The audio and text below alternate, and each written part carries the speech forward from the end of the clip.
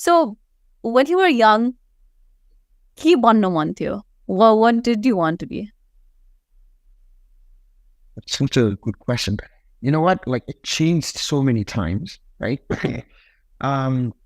It changed a lot. Right. I knew I was good at computer.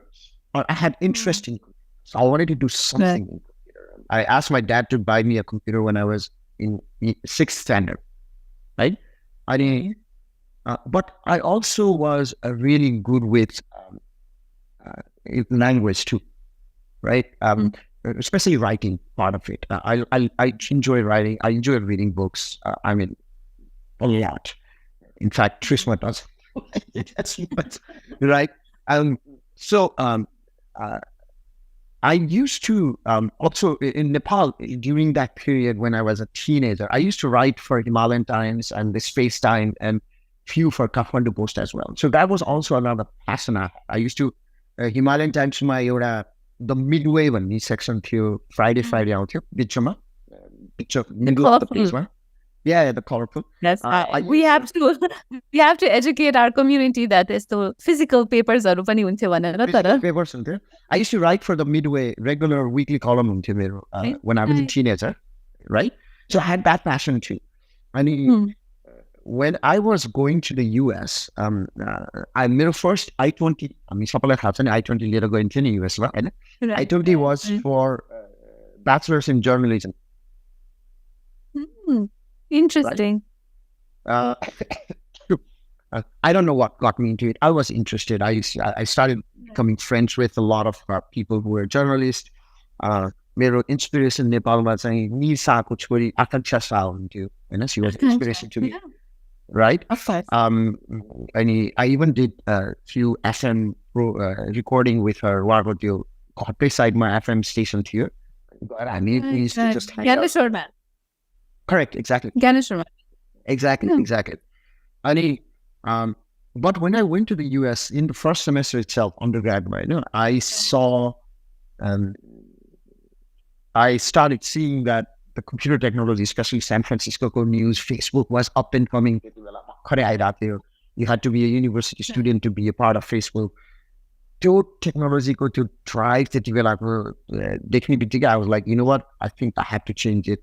I didn't always polish my passion for language and writing and all of that, but I want to be part of the technology revolution. I'm going to change that in major. Immediately in the first semester itself, I knew I had to change.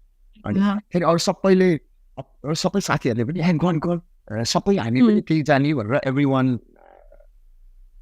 Nepali, non-Nepali friends, all of them started pushing me towards that.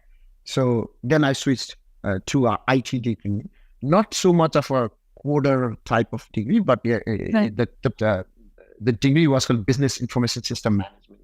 So it just prepared me for who I am today, essentially. So teaches you enough technology to be dangerous, but mostly focusing around how do you create value out of technology? How do you solve a problem out of technology, right? And to a degree party, that was it. That was the journey. No, a quick question on this, right?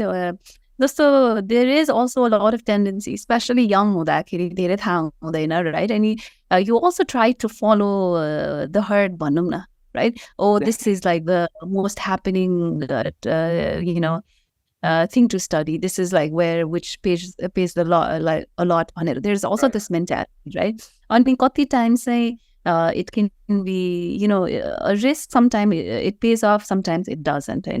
What is your sort of advice to people that are just trying to go into something just because it's like the it subject right? So it's such a good question, right? And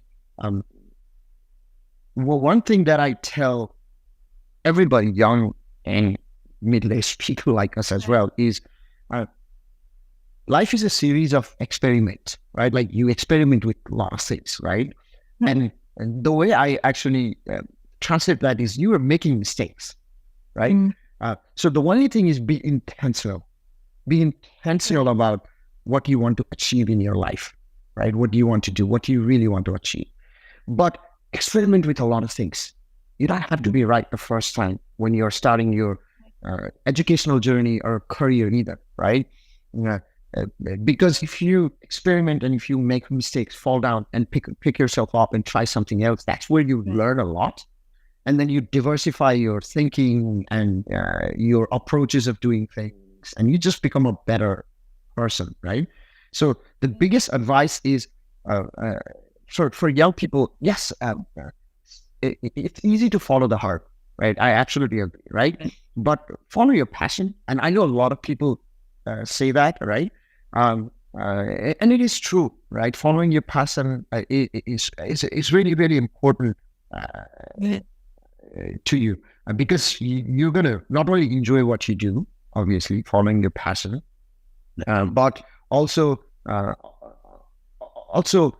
find joy in the outcome it creates, right? Like you're going to be really, really proud of it. So you'll enjoy the journey and you'll enjoy the outcome too.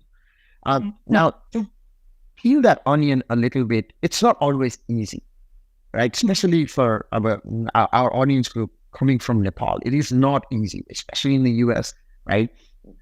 Let's get real. Now, I've lived through that experience myself. A lot of us in the US eventually go into IT sector because it's easier to get permanent residency, green card, visas, and all of that, right? And I have a lot of friends who have compromised on their real passion because of those needs. And same thing happens in Australia too. And for the most part, Nepal has a different dichotomy. It's the societal pressure, and people go into a different sector despite of their passion. Right. So every part of the world has carry the baggage of everything, right? Exactly. You carry the baggage of everything. So now back in reality, you can't take it away. You can't change that reality at once, right? Like you can't change the reality of the immigration system in Australia, US, none of that. You can't change the reality of the society that in Nepal that is there, who really looks for doctors, engineers, and all of that, right? So then what do you do? In my honest opinion, I think whatever career path you choose, right? Based on what your passion is, I think you'll always find a way to achieve success in that career path using your passion, right? And the reason I say that is because, there are going to be some anomalies, right? But because let's say if you're really good at communicating, right? Or communication is your skill set, you enjoy doing it, you enjoy being a social butterfly, you enjoy being in public and all of that. What do you do if you are in technology field? Because a lot of time it could be isolating, right? You could be sitting in front of a computer and just solving important problems.